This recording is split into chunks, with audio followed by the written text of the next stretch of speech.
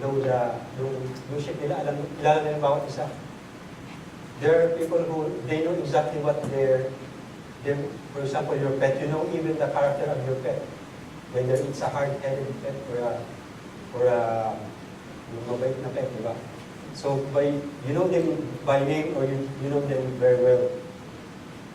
So here, brothers and sisters, the shepherd knows his sheep. So kaya kung may nawawala, he knows. So, this lost sheep is like us. Right? When we have not found God in our life, we are just like the lost sheep. Right? And we think that it is us who try to find God, but in reality, it is not. It was God who searched for you. Right? I can give you an example. I probably heard this already in my own personal life. I didn't seek God because I was a Catholic. I go to church with my family. I thought I'm right. I'm good because I haven't killed anyone, right?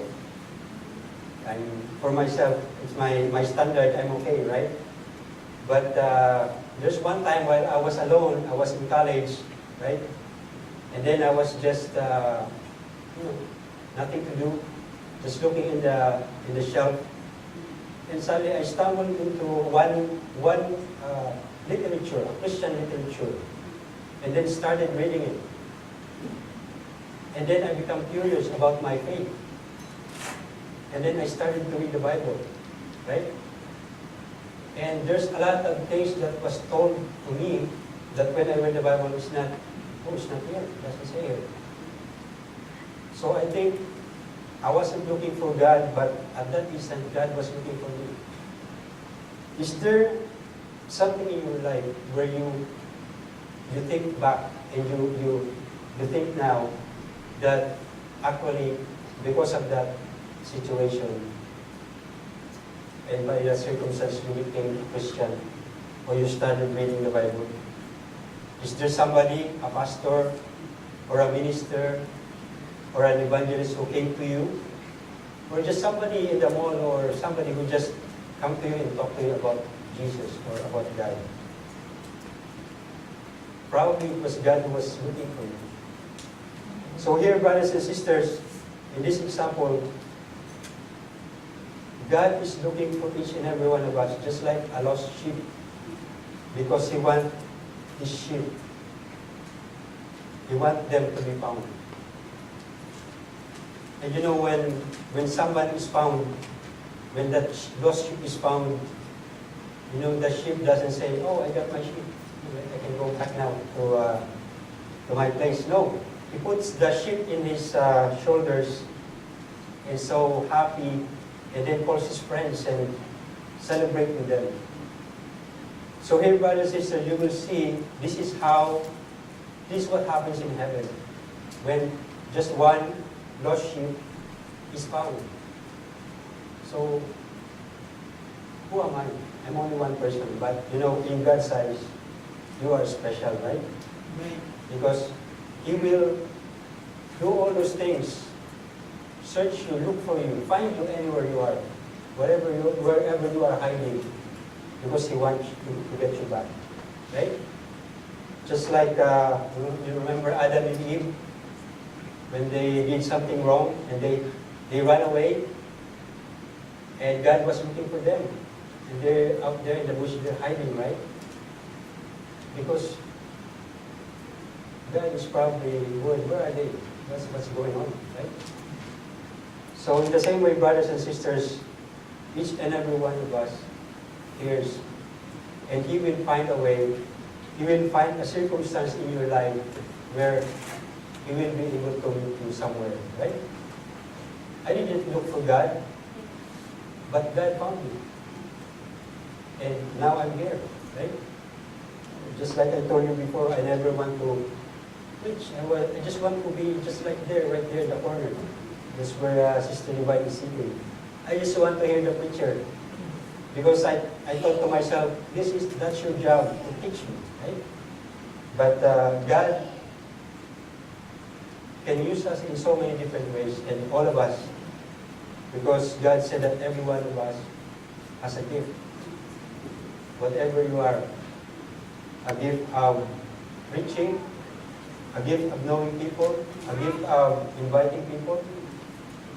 Because I tell you, what's the use of the message that we will share today? There are no people who invited people, right? For example, if Ate Norma did not invite others, who can give the message, right? So, like every one of us has a need. Another example, brothers and sisters, was the parable of the lost coin. And once again, this is another example of how important we are. Because here it is about a woman who lost one of his coins. Well, sa panahon natin ngayon, coin, we think, oh, barya lang yan. It's just a coin, right? But remember, in the old days, you don't have bills. They're all made of metal, right? Money is all made of coins. But they are very valuable. Siguro yung $1 ngayon, yung coins nun, one is probably $100 or more, maybe more.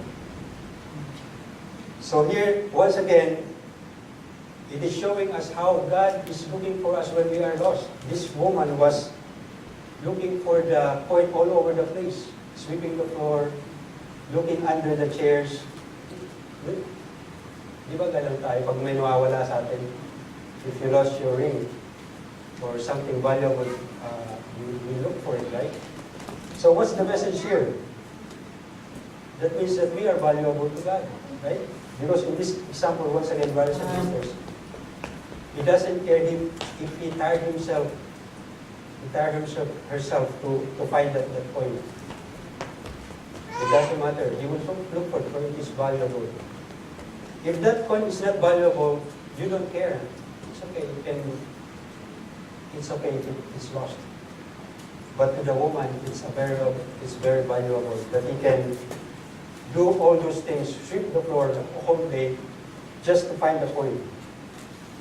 In the same way, once again, brothers and sisters, when the woman found the coin, she rejoiced. She was so happy. And she would invite the neighbors, right? Oh, I found the coin, finally. So once again, it's a metaphor once again of us. When God finds us, there's a rejoicing in heaven. Now, wow, I found Sister Sugar. So the heaven is rejoicing. So isn't that amazing, brothers and sisters? Because sometimes we don't value ourselves very much. That I'm just a nobody. Nobody knows me.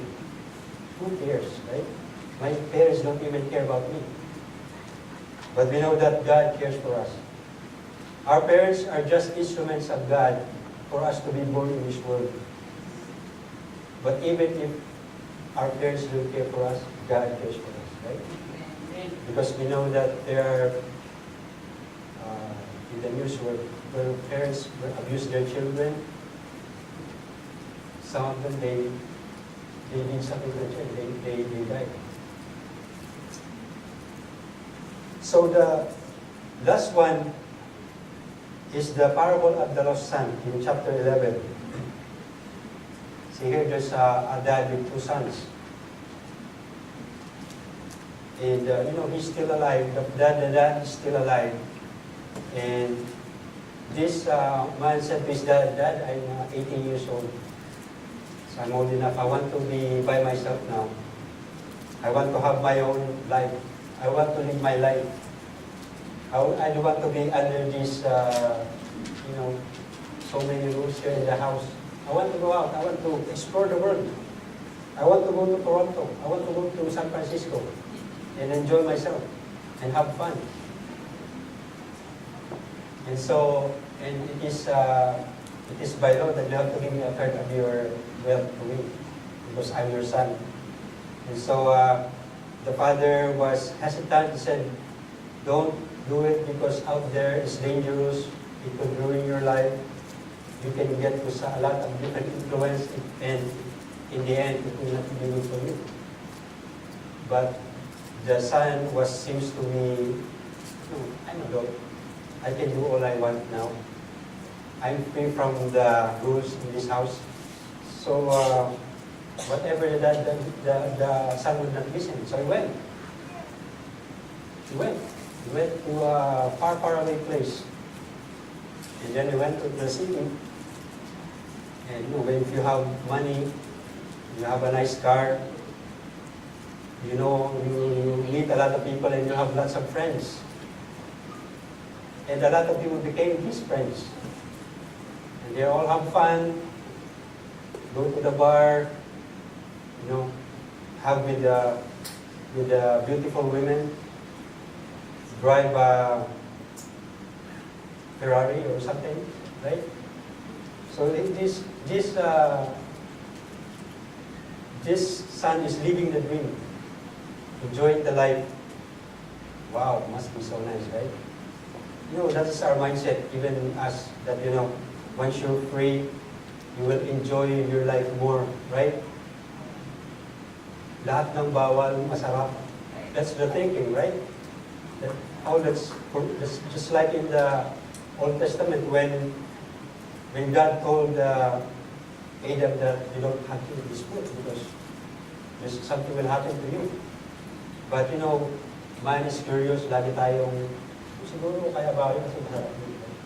So, that's what happened. And we see the consequences of what they have done. And these days, brothers and sisters, people are, dissatisfied, right? You are dissatisfied with your looks. Yung iba gusto magpapayat.